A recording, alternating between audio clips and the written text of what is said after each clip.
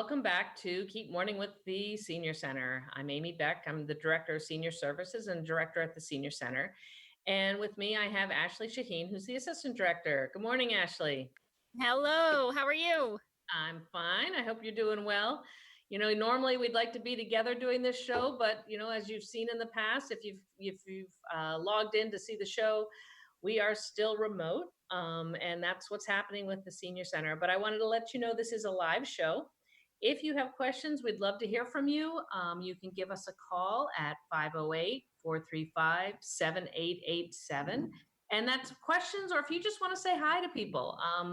It's a tough thing when we're not all together as much as we'd like to be. And so one thing that you can do is give us a call. And, as a reminder, you all know, and we say it all the time, and you see it in the newsletter, the Senior Center's doors are closed to the public at the moment, but we are open for you. We are there to help you. We are there to talk to. If you need assistance with anything, give us a call. And, even if you just want someone to talk to, we're there. And outreach is there. They're doing all sorts of helping people get rides. They're helping them get food assistance if they need it. And so, Ashley, we know we've got a lot going on, and some of the big things are our meals. Do you want to talk a little bit about that? Oh, sure. I'd be happy to. So I would say about maybe a month and a half, close to 2 months ago, we started our lunch program here at the Senior Center.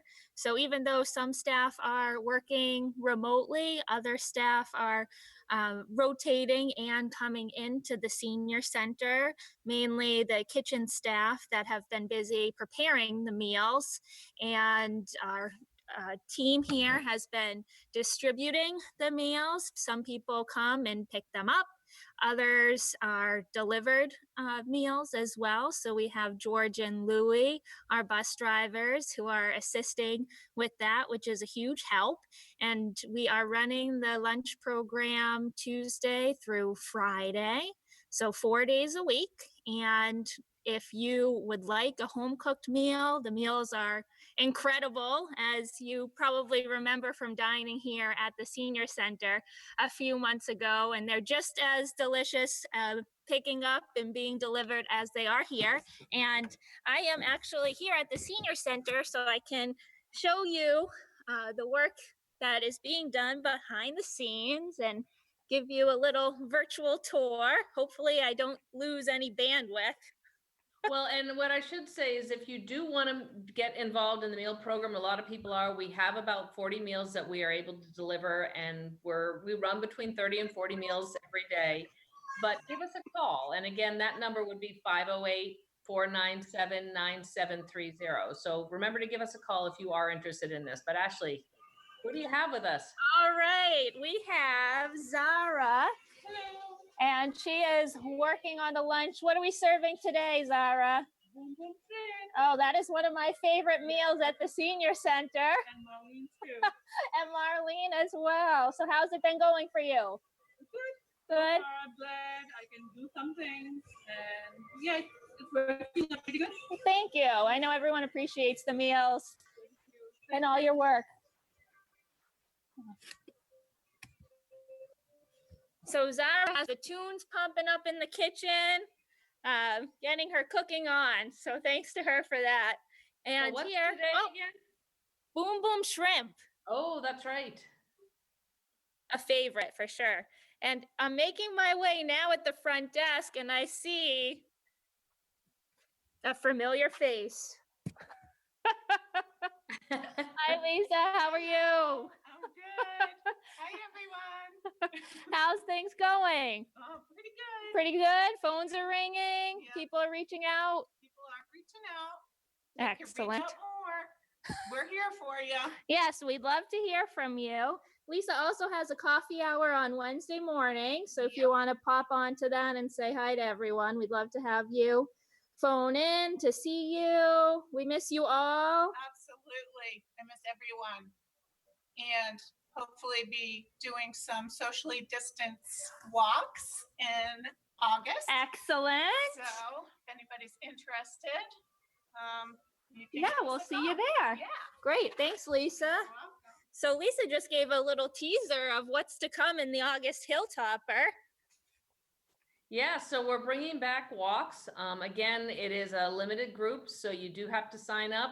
We won't take signups just yet, but we will get those out soon. And we'd love to see you. We know how important it is to keep moving, as we say with this show.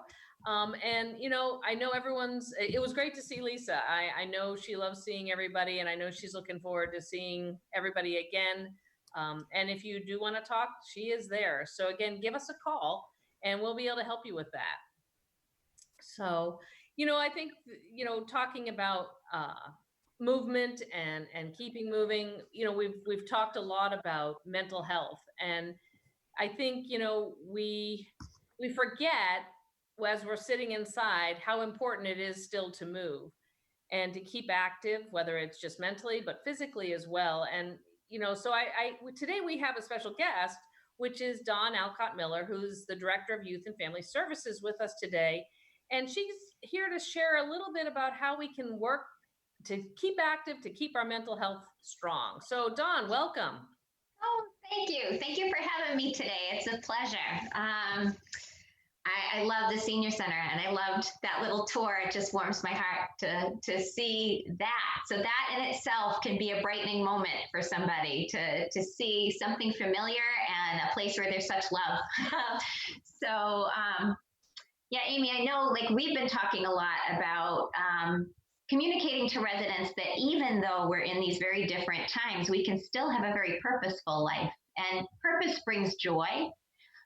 We may not be happy with our circumstances. We miss people. We miss maybe it's grandchildren or our siblings or our own children. We miss seeing people in the way we've seen them before and the physical hugs we can have with them. And that makes us unhappy, but we can still be joyful and find little things to take joy in. And in that vein, we've been talking a lot about what can we do?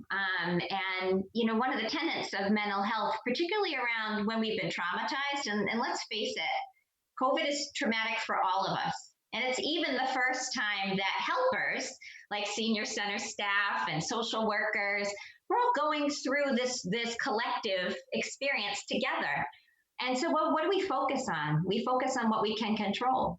What can we control? And so, hearing from different folks, whether it be seniors or whether it be young people, I've been hearing that, well, it's really easy for the day to get away from me. I get out of bed and maybe I put the TV on and then it's COVID this and that. And I'm just glued. And before I know it, it's 2 p.m. And so we have control over that. We have control over the appetite of how much media we consume, right? That could really impact our joy. Because the media, they have a certain job to do, and that's to alert us. But when we're on high alert and we're being alerted, for 5 hours in a day versus maybe just taking in what the weather is going to be and the latest updates, and then maybe shifting our focus to something else, it can steal our joy. We can become unbalanced and, focus on, what the media has to tell us about, what's real and true. And some of those things are real and true, like about wearing our masks or whatever. But, the rest of it is overly focused. And so what can we do that's different when we have to shut the TV off, or we have to make a different choice about just changing the channel, maybe putting on an uplifting program, an uplifting movie or whatever. Those Hallmark movies come in good stead right now because they are a little bit happier than the news. That's formulaic, but yes. but yes, there's by and large a happy ending.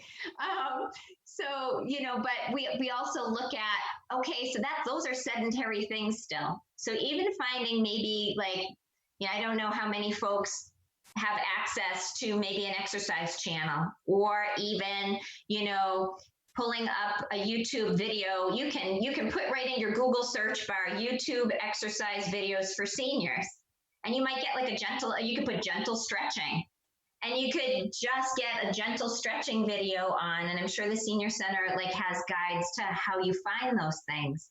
But well, and also, Dawn, I will say, just cut in there, as we've talked about on this show in the past, we actually have a lot of virtual exercise programs. So that is something, and if you can't take advantage of that, there are other options. But I have to put the plug in for our instructors and for our programs as well, that this is something that we've tried to provide for you. And even if you aren't able to Zoom in, there may be options for calling in and listening to the program, or as Don says, looking up things on the internet, or even HCAM has some programs that are exercise related. So there are options out there that even if you're not technologically set, that we can provide, that we can offer. So, and so, some of the things we know are helpful is writing out a schedule so that we don't, and setting a timer. Like, I will watch the news for a half hour today, and when my timer goes off, I'm going to go to the next thing on my list.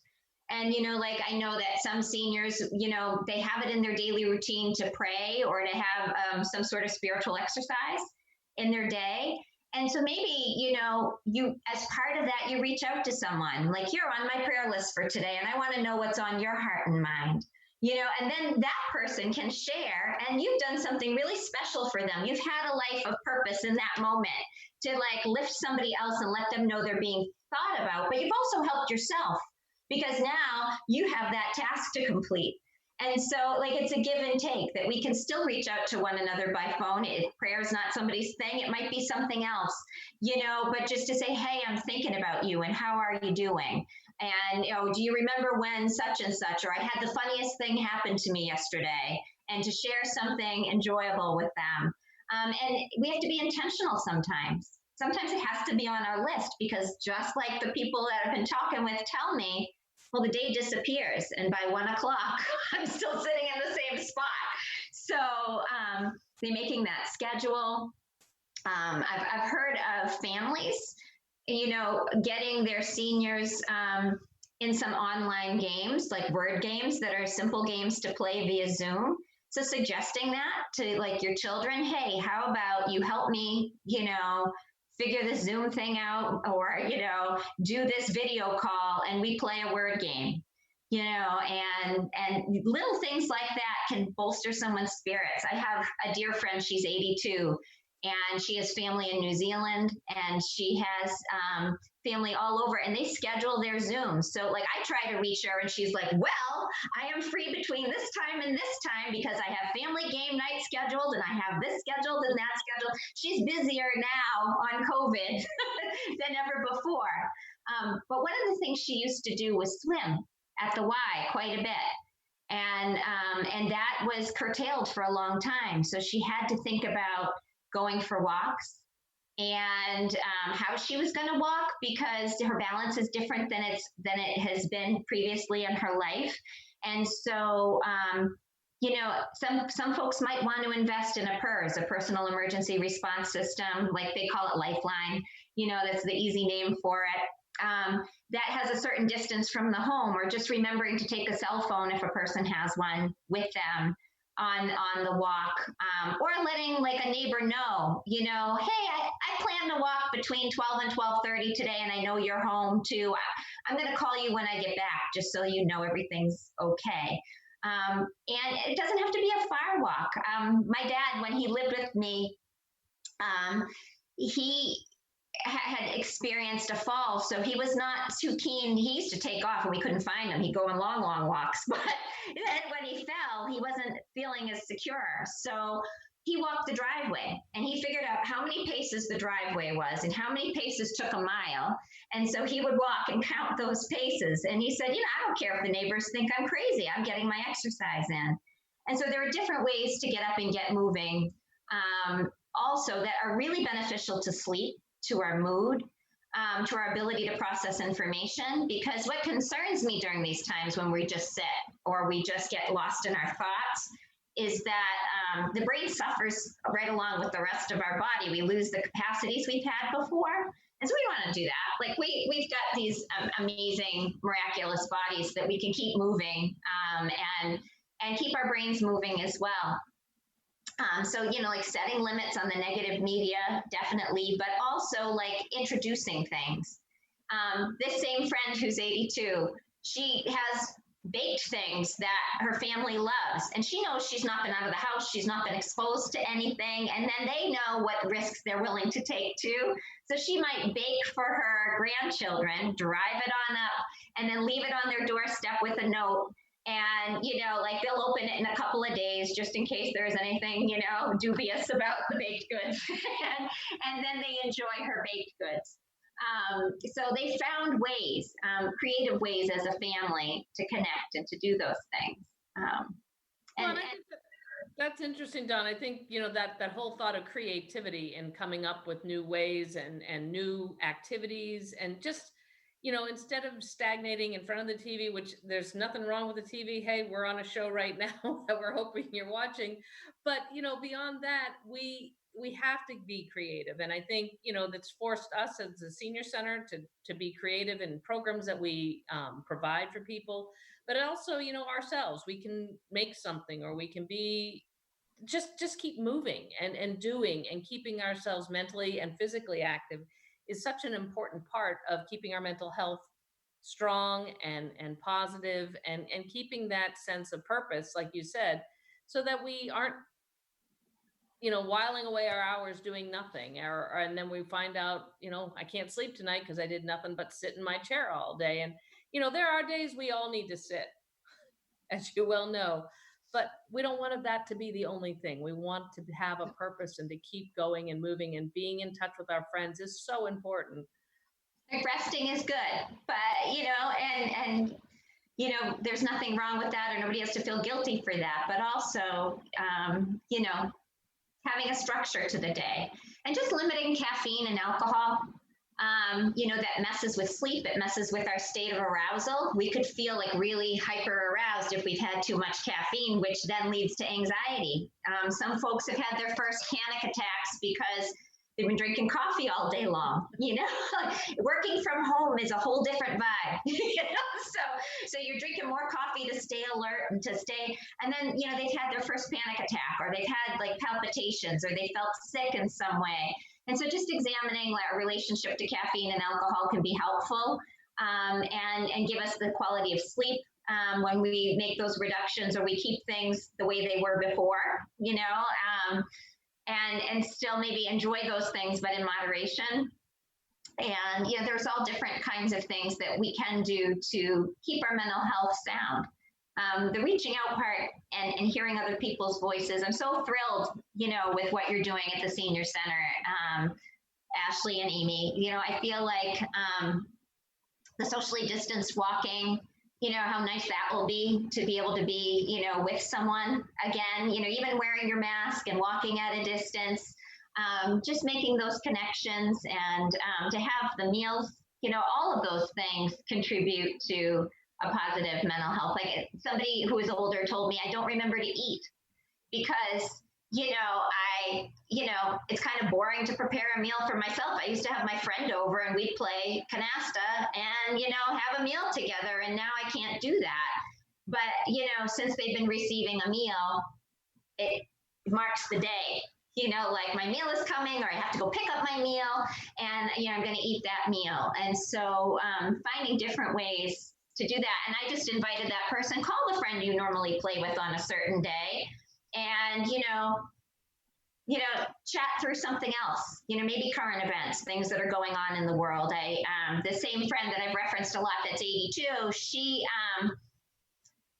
took out as many books as she could now that her library was open. And for curbside pickup, she took out as many books as she could on race relations. And she has been reading young adult books on it so she could talk to her grandchildren about that, current events, and be able to pick up the phone and reach out and say, to her grandchildren, like, what are you thinking about and what's it like for you? And this is what other young people have had to say. So I just, there are creative things we can do during these times. To keep our minds sharp and to keep our relationships going, and even to talk to young people who are in need of us more than ever. Dawn, I really love what you're saying and the advice that you're sharing with us. in particular, the idea of having a schedule and creating a routine, because when this first hit me personally, it's like, you just become so immersed in the news, and it is a little crippling. But as time passed on, I was better about what needs to get done. So kind of refocusing my energy. And Amy, like you said, the senior center is a great spot to even start to think about routine, because we do have so many offerings in our schedule and we're continuing to add more. So if you are not seeing anything in the newsletter that appeals to you or piques your interest, please do let us know, because we're more than willing to create a new program to get you more involved and connected, and to give you something to look forward to as well. I know for me, like, I look forward to taking a walk or coming into the senior center to work on a project. That sense of keep moving, keep going. So I think it's all great information. And if you have any tips too, Dawn, if people need to look somewhere for resources, or to hear the message again, or to see the message and in different words, where would you suggest people to go? So I can provide links for Amy, for the newsletter, or to post as well. For some folks, they're thinking, like, oh, this is all well and good. Just ask me to be more thankful, or ask me to call more people. I don't even have the energy for that. This is so troubling to me. I can't. And so maybe, like, thinking about talking with somebody in a more professional way, which right now, like, it's been a beautiful time for mental health in some regards, especially for seniors, because the government in Massachusetts is finally allowing, and we're one of the last states in the nation to allow this, telephone therapy. That you could talk to a therapist and over the phone and say, like, there are so many other things that happened to me in my life that were hard, and this COVID thing has just brought all of this up. And that's really normal, by the way. So normal that we get triggered by a new trauma and all our previous things kind of get brought up again, right? It's our brain's way of trying to deal with it. So those things are really normal. And in this season of life that is really hard, it's not uncommon. So the Interface Helpline is something that Youth and Family Services invested in for the whole community. And so anyone from ages 3 to 99 or 109 can benefit from talking to a therapist sometimes. And so there's a helpline number, and it's posted on the Youth and Family Services website. I know there have been interface cards at the senior center as well. And, and you could call Youth and Family Services, and I'd be happy to give you the phone number to call. It's a service where you call and they match you based on your health insurance with a clinician, and based on your availability, when you'd like the appointment, and when you drive again and you're outside and there are appointments in person, how far you'd like to travel, all of those things, or whether or not you'd like someone eventually when things are more opened up to come to your home. So they've been very successful, and a number of adults in the community have taken advantage of it. And overall, with youth and adults, 89 people so far in the community in 10 months' time have taken advantage of getting connected to a clinician this way. And some of those folks were having really difficult thoughts. So, and they're doing better. And the nice thing about Interface is they call back to make sure you've made a good connection. And if you didn't, helping you find that good connection. They stick with you. So that's one thing that folks can do who feel like this is just, it's been harder. But if the points we talked about today, Riverside Trauma Center, their website, and so you'd Google Riverside Trauma Center, you'd click on resources, and they have a number of self-help sheets, one about sleep. They have little videos you can watch as like mindfulness programming, like to guide yourself into a more relaxed state. They have sheets on managing uncertainty and managing our reactions to the coronavirus, because as things open up, it gets a little more scary. like I had not gone into a store in a really long time. And when I did, I was on kind of alert. I noticed my hands were trembling. And I thought, oh, I have some things to think about and tend to. This is making me feel a little bit scared. And that's so normal because, we know so we have to do some risky things sometimes, like maybe go into a store with our masks and gloves or however we suit up to go. Yeah, and those are going to trigger feelings. And for some people, the feelings they trigger can be pretty intense. And so, being able to go through a relaxation exercise first or afterwards can really help with the rest of the day. Don, I think you bring up a good point. I think there are a lot of triggers for all of us when we go out or when we're doing things, but there's help, and that's the important thing. I know that we'll be sharing a number of resources in the newsletter that, will be also phone-in options for those of you who may not be technologically inclined to look up, but we can also help you. So our outreach workers could help you access some of that information well and send it to you so that you had it if you can't get in another way. So that's all wonderful, Dawn. And I can't thank you enough for coming in and sharing these things with us and sharing these ideas. Yeah. The only other thing I'll add is sometimes maybe being at home and worrying about a loved one. Well, I'm worrying about my son and daughter-in-law and their family, and I know one of them lost their job and I don't know how to help. So on the Youth and Family Services website, we've put together a long list of COVID-19 resources. And so a lot of that has to do with employment. It has to do with food, but also mental health issues and all the kinds of things we talked about, how we can help children during this time, how we can help ourselves. So there's a consolidated place to find a lot of it, and certainly not all of it. There's so much out there. But if somebody wanted to take advantage of that or even direct their own, family to that they're concerned about, that's open in there for them as well.